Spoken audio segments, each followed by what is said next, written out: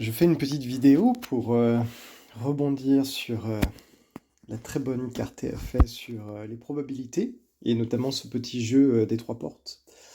Et je pense qu'il y a un biais dans le raisonnement du journaliste qui, je suis sûr, est très compétent.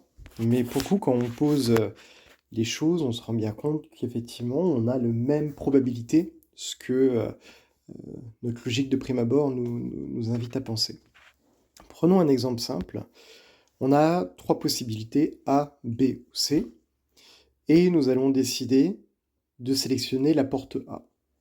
C'est la première étape du jeu tel qu'il nous est présenté.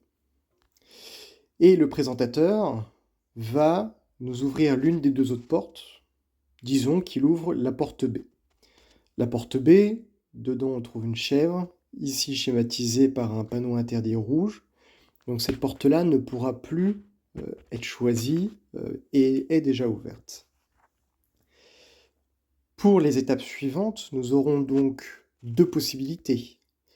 Soit que la voiture soit sur la porte A, soit que la voiture soit sur la porte C. C'est donc notre deuxième possibilité et ce seront que les deux possibles. On va donc pouvoir décliner ces deux possibilités-là, suivant si on reste sur le choix A ou si on décide de changer et de prendre le choix C. Voyons un petit peu ce que ça donnerait concrètement.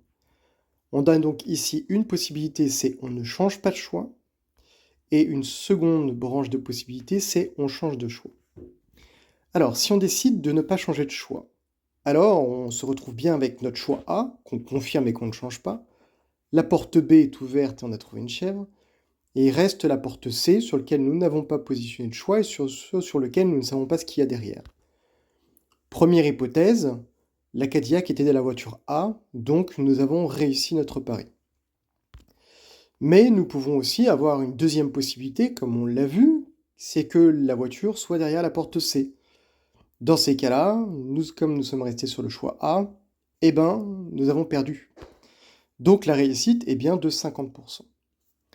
Et si maintenant on décide de changer de choix, alors qu'est-ce qui se passe? Eh ben, la porte B, bien sûr, elle a été ouverte et n'est plus sélectionnable.